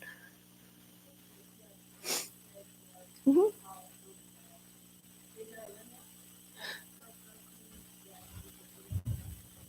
So gift tax, in North Carolina, we have no gift tax, so North Carolina doesn't care. The federal government has an estate and gift tax, and it's a combined system. So the federal government says, we don't care who you give to or how much you give unless you exceed $13,990,000. So that kind of leaves me and most of my buddies out of it. But you do have a limit. You can give $18,000 a year to any one person before you have to report it. So I have a $13,990,000 credit at the IRS somewhere in some government office. And if I give each of my 3 children $20,000, then I have overgifted to each of them by $2,000. So I have 3 children, that would be $6,000 that I've overgifted, and I have to use $6,000 of my $13.99 million credit in order for those gifts to not be taxed. If I stay below 18,000, and that's indexed for inflation, so 18 this year, if I stay below 18, I don't have to report it anywhere. For Medicaid or veterans benefits, if any of those gifts are made during a look-back period where they will penalize you for transfers, the answer to your question is no gift is allowed. There are no gifts allowed. So if you're asking for tax purposes, it's $18,000. If you're asking for Medicaid or veterans type benefits, then the answer is no gift. We always want to have alternates in the financial power of attorney. I know that can be hard, and I never want it to delay my clients executing a document, but it's really not a good practice to only name one person. Not a good practice to only name your spouse. Your spouse is more than likely in the same age range that you are, and you both might need assistance at some point, or your spouse may predecease you. It is good to make sure that if you don't feel comfortable naming someone in a younger age bracket, maybe name a brother or sister, but then also put someone in the younger age bracket after that, so you have a long-lasting document. Please think about the people that you name. Do not name your oldest daughter because she's your oldest daughter. She may be the big spendthrift in the family that doesn't balance her own checkbook. It's not a good idea to put her in charge of your money. So as I sit with Donald and Daisy, we're going to talk a little bit about Huey, Dewey, and Louie, who minds their manners, who balances their checkbook, who understands the importance of seeing a CPA or an attorney or other people for advice. We're not just going to name them in the order of their birth because that's the easiest. It does take time to run somebody else's life for them. So take into account who has time to help you, figure out where they are. Do they live anywhere near you? Will they be able to come and check on you? Or are they very technology gifted and they can look at you and find you and put cameras around your house and keep in touch with you? Filing requirements. We used to have to file all powers of attorney at the Moore County Register of Deeds office to sort of activate them. That was changed in 2018. 2018 was a complete rewrite of financial power of attorney law in North Carolina. If your documents are older than 2018, I encourage you to meet with your attorney and have those documents reviewed. They have some pretty new, fancy, wonderful bells and whistles in them now that are helpful to most of my planning clients. With the new law, the only reason you have to record a power of attorney is to handle a real estate transaction in North Carolina. I do find, however, that the banks, especially the big powerful ones, do still want to see that county seal and want to see that it's actually been registered. So we don't fight them on that. That just causes problems for the client and delays whatever their financial power of attorney needs to do for them. So we do still record quite a few. If you want to revoke the financial power of attorney, you can always revoke it. But if it's been recorded, make sure that you file the revocation, because otherwise anybody looking online and finds your power of attorney at the Register of Deeds site, if you have not revoked it, it's still assumed to be valid. Some of my clients ask me about what we refer to as springing powers of attorney. Springing powers of attorney are powers of attorney for financial matters that have a condition on them before they can be used. I find that that is more problematic for the family than it is a comfort to the client that requested it. So if you are concerned about that person using that financial power of attorney too early, then maybe you haven't chosen the right person. And I have them think more about who they've chosen and who their alternates are. You really, really have to trust that person. And if you're worried about when they're going to use it, then maybe they're not the right person. Putting hoops in front of people who want to help you can really make life difficult.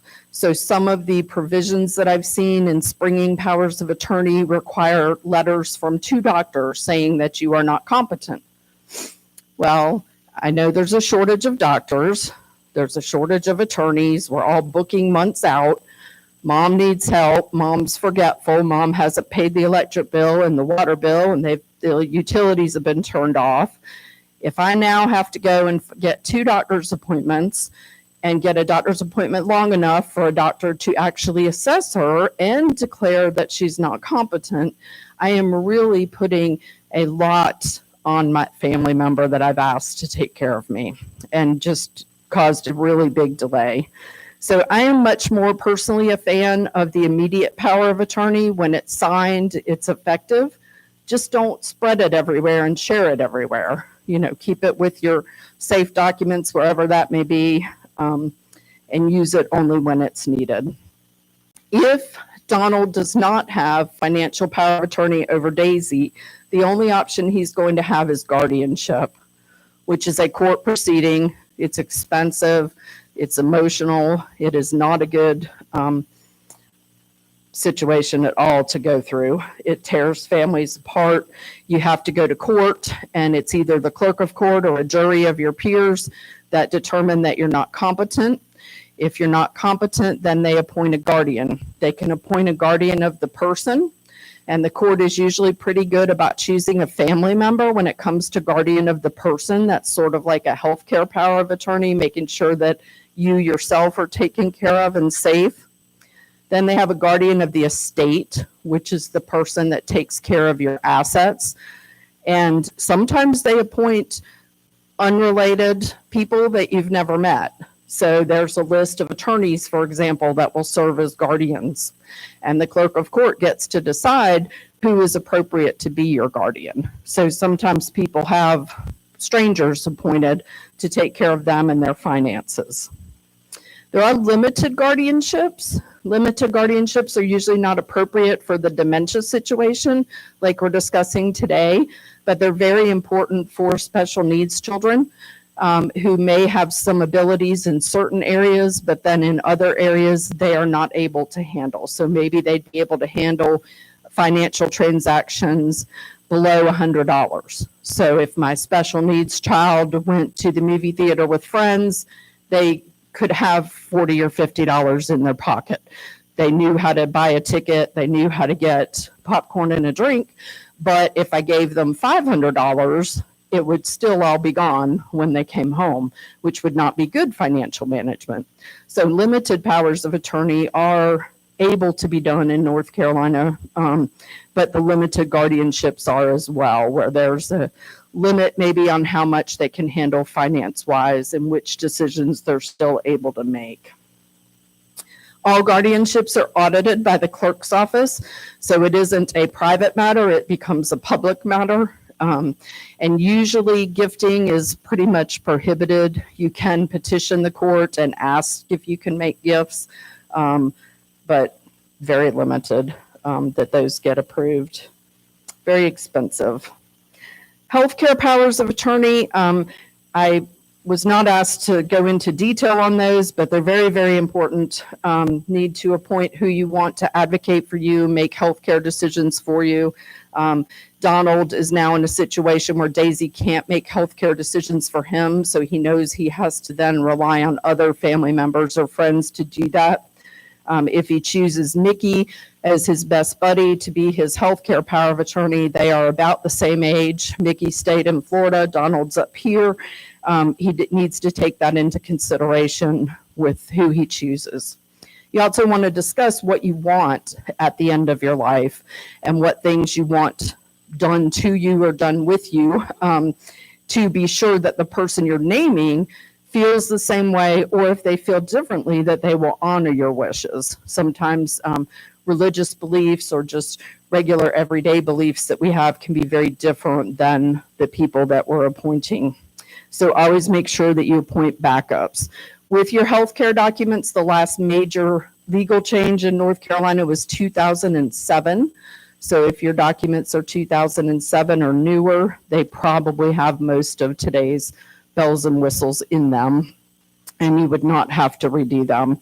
The big change in 2007 allowed you to make decisions regarding organ donation, body donation, burial, cremation, and autopsy decisions inside of your healthcare power of attorney. As Maggie mentioned, they are doing an event at First Health where you can execute the standard state documents, and they'll provide witnesses and notaries for you. You can't be related to the witnesses or to the notary, and they can't be beneficiaries of your estate, or the document's not valid. So it's not something you want to do at Christmas or Thanksgiving when your daughter's in town with her notary seal. It'll make those documents void. Living wills, medical directives, that's where you can make all of your decisions ahead of time about how you want the end of your life to be. And that's a very personal document. That is where you're instructing your doctor whether to use any life-prolonging measures in the event that you are terminal and incurable and not expected to live much longer, or you're in what we used to call the vegetative state, or you have a severe dementia or another illness where you've lost a substantial amount of your cognitive ability. Then you get to make that decision, and you're simply asking your healthcare agent to please make sure that they advocate for you and that that is what's done. I always encourage people to also execute medical releases, HIPAA release forms. The ones that are on record with your doctor or the hospital usually expire after a year. And that is why they hand you the little iPad at the doctor's office now and have you add it every year, same information, because it has expired. I would also talk to Donald about Daisy's capacity, whether she is competent enough to update some of her documents that came here from Florida. Florida documents would not be the same as North Carolina documents. Every state has different versions of all of these planning tools and need to be sure, if possible, to have them updated to the state law where you're spending your time. Wills, trusts, those would also be things that we would go over in detail, and we would talk about how their assets are registered. So Daisy and Donald spend the next couple of years adjusting to life with an Alzheimer's diagnosis.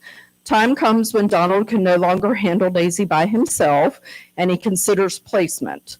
And that's going to be to make sure that she is safe and that he doesn't die before she does. These statistics nationally are that 50% of caregivers will die before the person that they're caring for.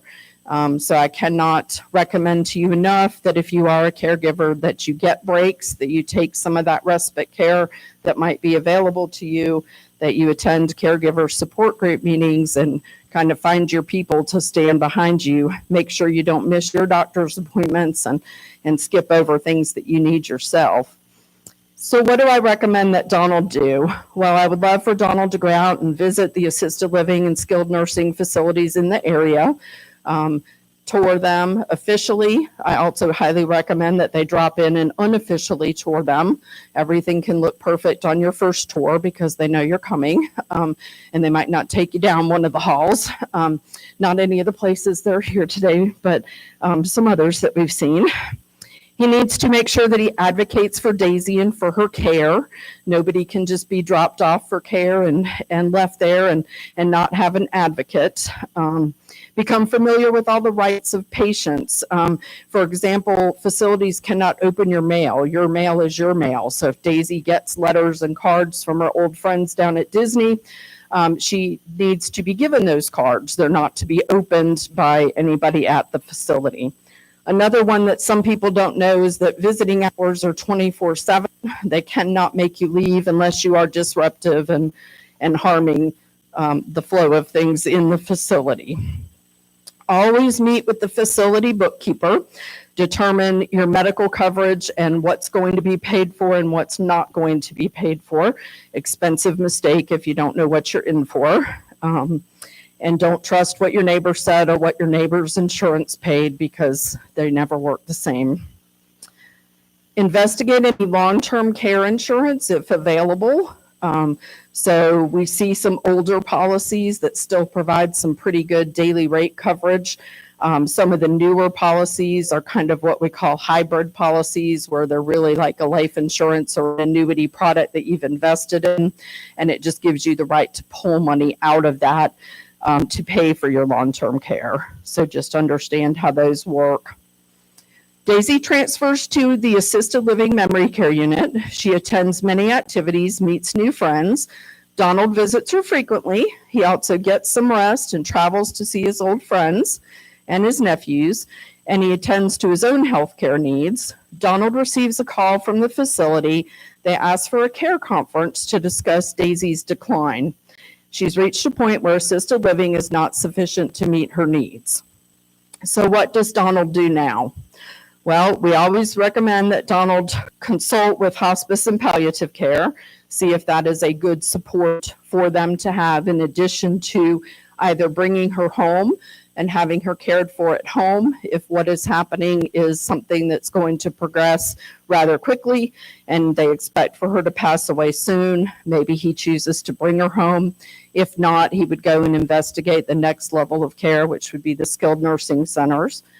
He can always use a combination of care, which I always highly recommend to my clients.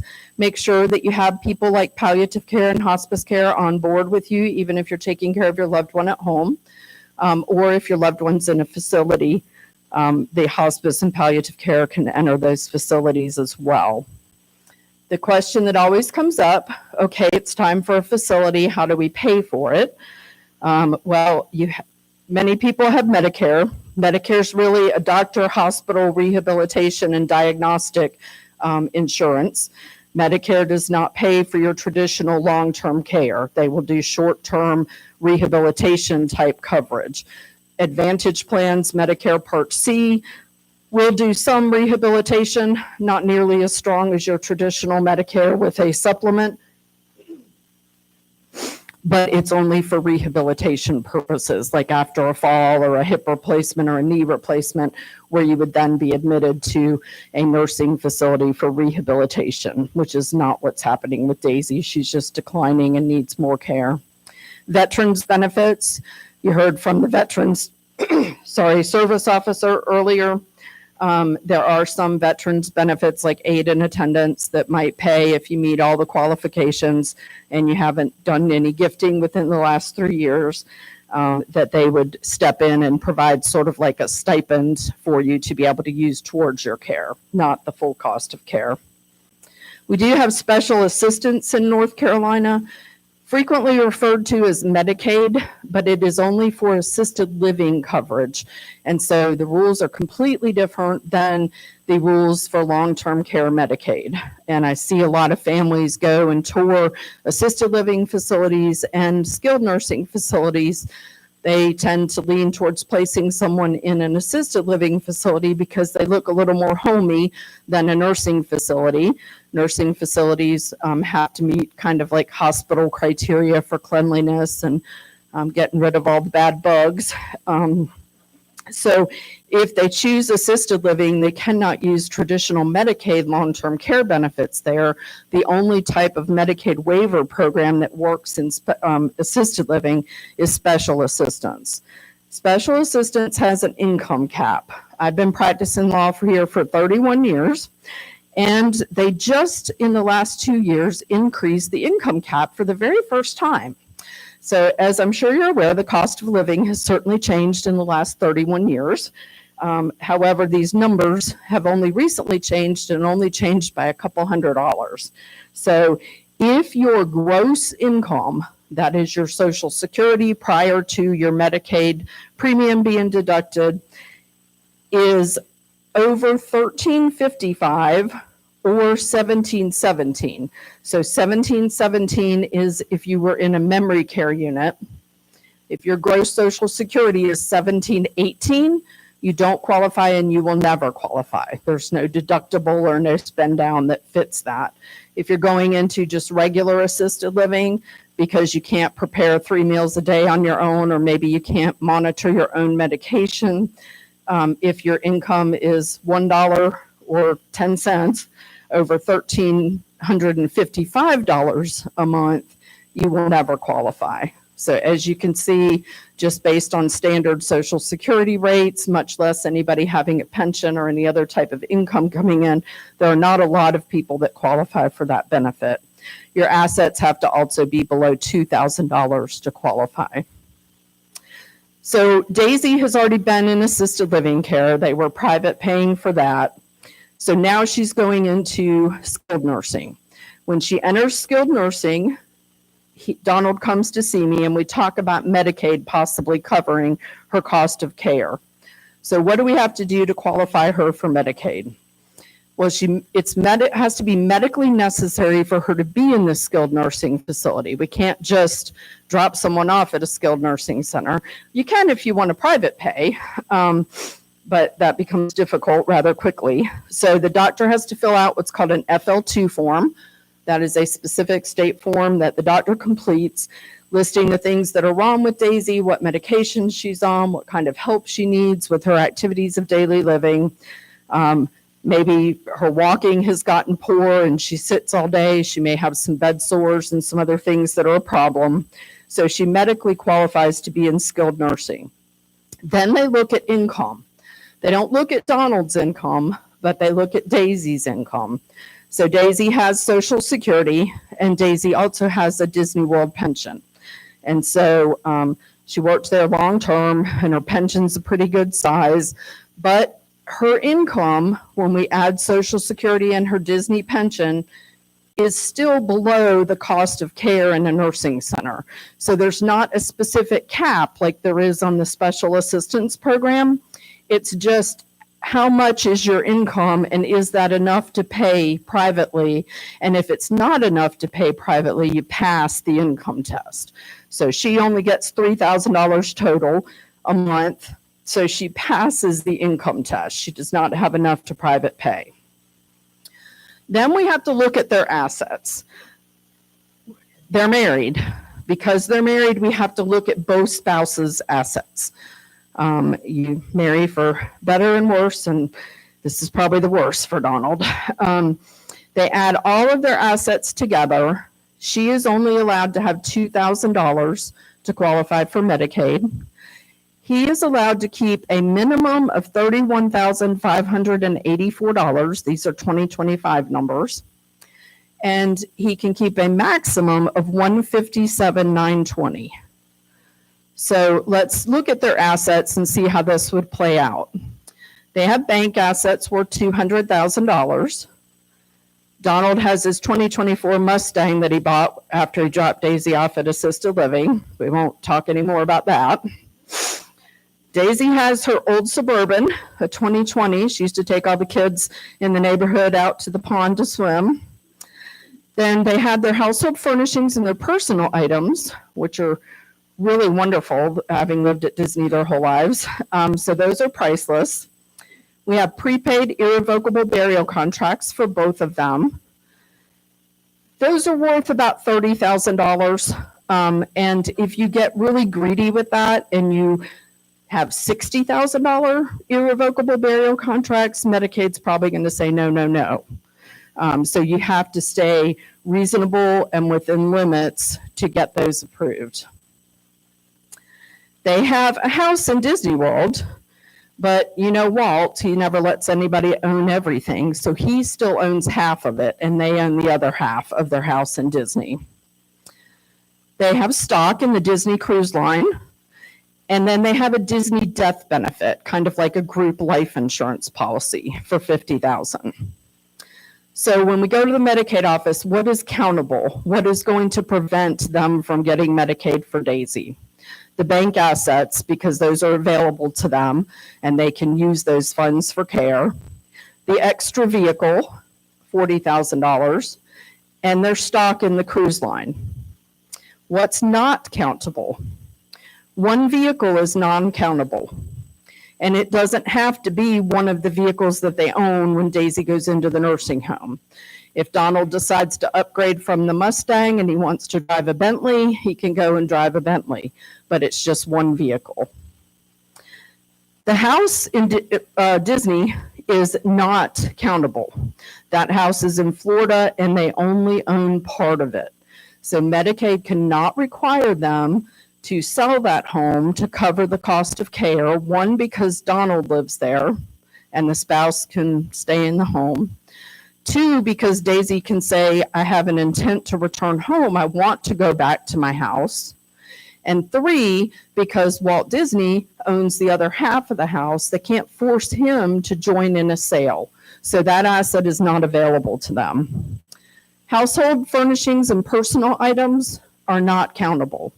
Now, if you have an original Van Gogh hanging in your living room, that's probably more of an investment than a household furnishing, and you might get in trouble with Medicaid. Or the gold bars that you decorated your living room coffee table with, probably an investment, not a household furnishing. But I've never known a Medicaid caseworker to have any extra time on her hands to go and see what you have in your house. Irrevocable burial contracts, as well as burial plots for you and any immediate family members, are non-countable. You just have to be sure that they're irrevocable. Both of the funeral homes today that are here do a great job with irrevocable burial plans. Have used both of them with multiple clients with no issues and no kickback from Medicaid. And you can purchase burial plots for you and your immediate family, and they won't count those against you.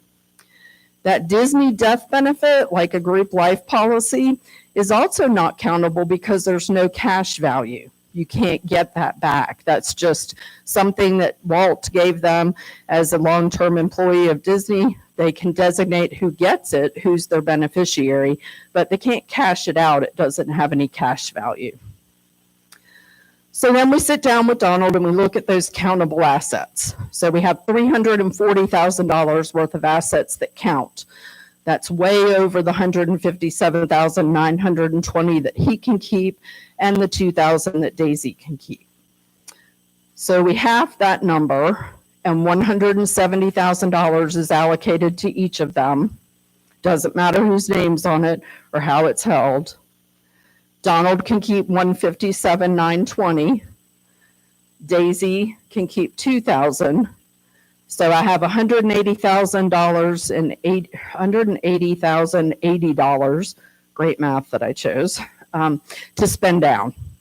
So I sit with Donald and we try to figure out what we're going to do to spend down. So life with a Mustang, low to the ground and fast, has not proved to be a great thing for Donald. So he is thinking he will sell both the Mustang and the Suburban and buy himself just a smaller SUV. And that way, when he wants to take Daisy out for a drive, he can come by and she can just slide in there from her wheelchair and they can take off for an afternoon drive. So he's going to spend an additional $9,000 on that new car. He doesn't have a home. Remember at the beginning, I talked about them finding a really nice apartment that they were enjoying. You can have a home.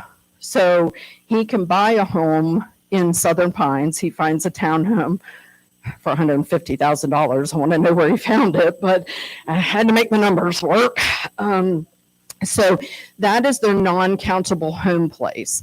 Remember, you can keep a house for the spouse. You can keep the house for the sick person in the nursing home to return home. And the other house in Florida didn't count because it was tenants in common property. So we had a different type of exclusion for that property. So he buys the house. Then Walt calls and says, hey, it's time to replace all of the tile shingles there down in Disney, and you guys owe me half. So they have to mail Walt a check for $20,000. They can repair the roof. And then we want Daisy to be nice and comfy and cared for in her room at the nursing home. It was kind of bland decor. So we spiced it up a little like you would expect for someone who's lived at Disney a long time. And we spend a little over $8,000 getting her the fancy room that she would enjoy. So now we can walk into the Medicaid office. We haven't paid anything to a facility yet. We've just sat at the table and divided assets up and figured out how to spend them for Donald's benefit as the healthy spouse at home. Power of attorney, very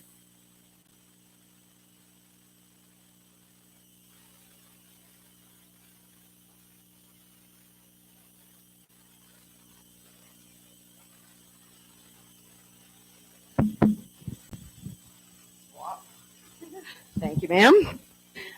And we need to also be able to buy things like the townhome.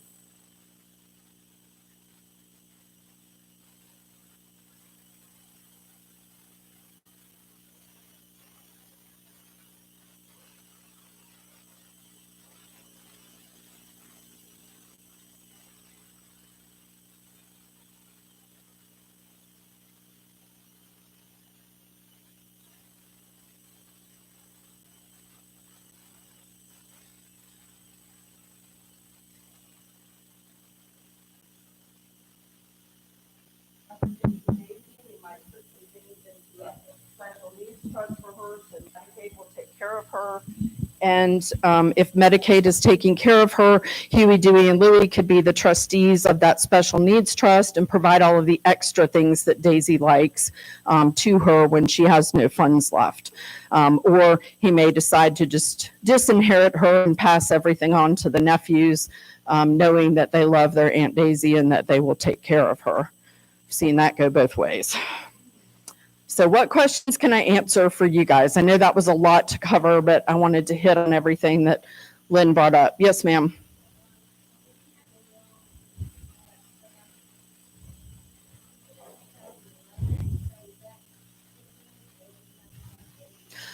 So if you had your estate planning documents done in 2011, and if they were done correctly in 2011, I have to be careful, you know, as an attorney, can't just give you legal advice without seeing your documents.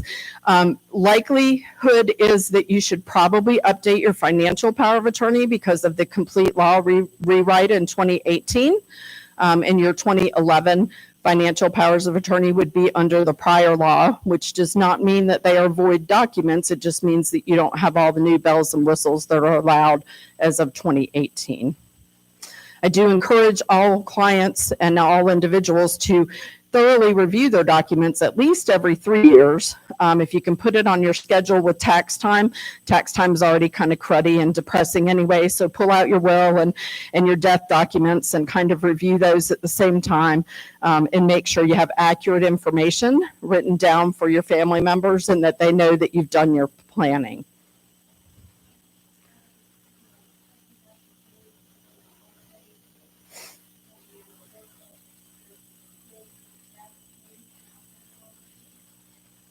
So in your financial power of attorney, you choose who you want to be your primary and then who you want to be your alternates. So if your choice of people hasn't changed, the powers within the documents have changed and have offered you more choices and more options that are extremely helpful to people like me that do Medicaid and benefits planning. There are new sections about creating joint with right of survivorship accounts. There are new sections about naming beneficiaries on annuities.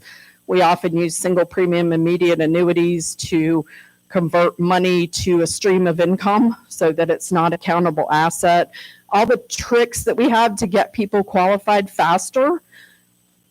The elder law section of the bar was very involved in the rewrite of the Power of Attorney Act. So in addition to the tax gurus from the estate planning section, lots of good stuff tossed in there. Yes, sir. You're not sure whether you should get that done or not, or you think that what's the likely Of updating a financial power of attorney?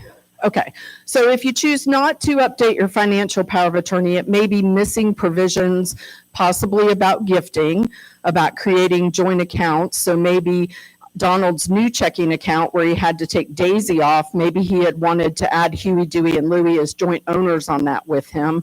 That power would not be in that financial power of attorney to be able to do that. If we purchase a single premium immediate annuity with the client to help them qualify for Medicaid, they would not be able to list the beneficiary on that as the state of North Carolina to be paid back if by chance they died before their loved one that's in the nursing home. If there's not a special provision in there allowing us to change beneficiaries on investment accounts, then I can't do it. So it ties a lot of hands if you need Medicaid or veterans benefits later. Yes, ma'am.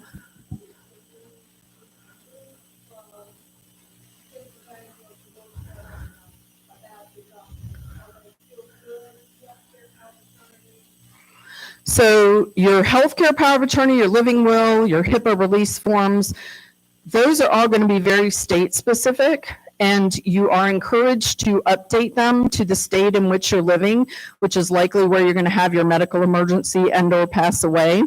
If I have clients that split time, I do new North Carolina documents for them, but we specifically do not revoke the documents in New York because they still go back to their lake house in New York for the summer.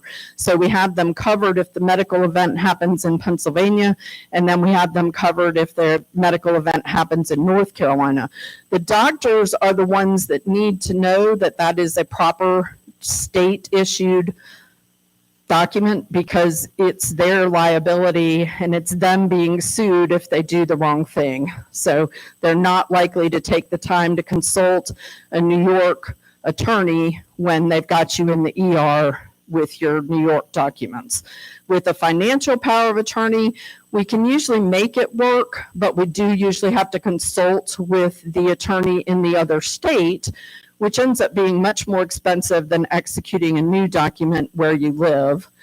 Wills, we can use out-of-state wills, but again, we have to get letters from attorneys out of state certifying that that was a properly executed will at that time in that other state in order to present it to the court here if it doesn't meet our North Carolina requirements. So cheaper and easier if you're competent and capable to get with your attorney and do documents here.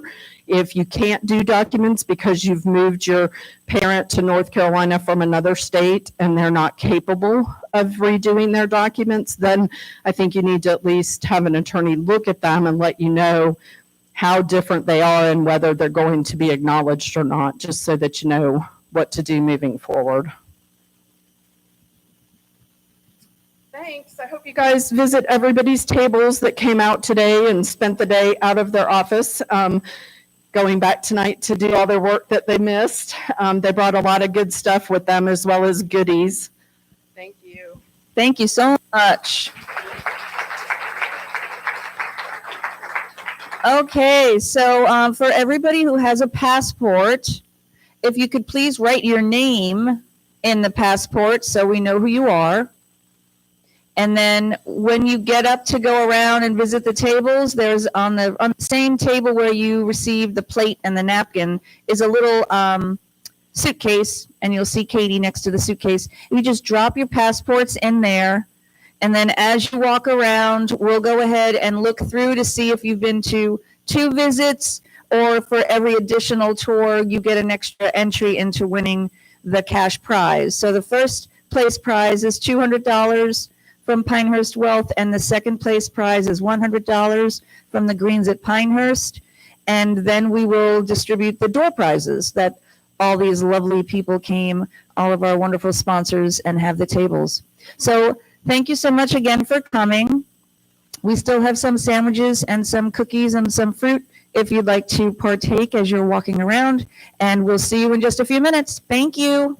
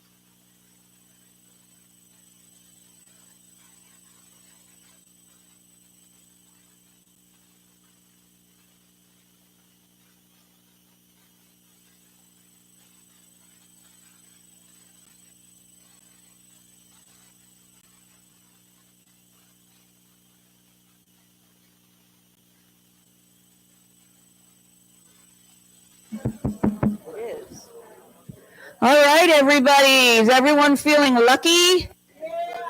All right. Your odds have increased immensely since half the population showed up. So what we're going to do is we're not going to do like Miss America and go from 3, 2, 1. We're going to go right up to the grand prize winner. All righty. Okay. So I'm picking this one out, and it's number 43. Laura Stotts! Woo! You won 200 smackaroos! There you go! Woo-hoo! Oh, that's awesome! Yay for Laura. That $200 check is from Pinehurst Wealth. So yay for Laura. Now we're going to do our second runner-up, which is $100 from the Greens at Pinehurst. And that one is going to be, and then please stick around because afterwards now we're going to get all the lovely door prizes. All right, number 48. Ted Klein. Woo! All right. I'll meet you halfway. There you go. Oh, and you can stand right there. We're going to get a picture of you. All right. Okay, so now we're going to do the door prizes. So every lovely person who brought a door prize with them today, if you wouldn't mind coming up to the front with your lovely door prizes. Now this is when you get out your little pink ticket. Oh, that's beautiful. Oh, no, that's fine. Oh, yeah, if you don't mind grabbing that. Thank you. So we're going to do that one first. This is from Bowles Funeral. It's a lot of plants, which is gorgeous, and she said complete with pine pollen. Yes. All right. Pine pollen. All right, so the number for this one is 512-2067. All right. The present to the lovely lady in the back. Thank you so much, Kathy. All right. The next one we're going to do is this candle warmer. And this one is 512-2063. All right. Thank you so much. Okay, next one up is Bella Weitzel. Yay, Bella. All right, and she's got a lovely plant. All right, 512-2059. All right. Okay, next up, Comfort Keepers. 512-2074. That's you, Diana. Very nice. Yay. Diana Williamson right back there. Greens of Pinehurst is very generous. They're also giving another prize. Okay, remember, get your ticket out. It's 512-2075. 2075 going once, going twice. Next number. Got to be in it to win it. Wait, is somebody checking yours? You okay. Goodness gracious, Laura. 512-2051. All right, look at that. Woo! You need to go buy a lot. Yeah, man, you are it today. Okay, next up is from Fox Hollow. We have 512-2054. 2054. All right. Matt is our drum circle man. On Fridays at 2, we have a drum circle. Okay, 512-2057. You're going to win something. Yay, there we go back there. We have a lovely bottle of wine from Carolina. Dr. Brittany Brown. All right, and here we are, Casey. 512-2070 from Care Patrol. All right, got a lucky winner. Lovely, beautiful plant. Okay, ready? 512-2056. All right, from First Health Hospice. It's beautiful. All right, ooh, we have 2 gifts from Visiting Angels. Going for the first one, 512-2061. Anybody got bingo? 2061. Okay. Next one here, 512-2050. All right. The next Easter basket belongs to 512-2065. 2065. You got it. All right, basket. Lovely daisies from Home Instead. 512-2076. All right, bingo. You got 2. All right, 2 from Jennifer Garner. The first one goes to 2052. All right. Look at that. And the last, and you got a little Easter bunny inside your little plant. And the last one goes to 2049. All right. Well, thank you all for coming and playing the game of life's journey. I hope that you learned a lot. And thank you all to the sponsors for making this wonderful program possible. And I hope you have a lovely day. Thank you.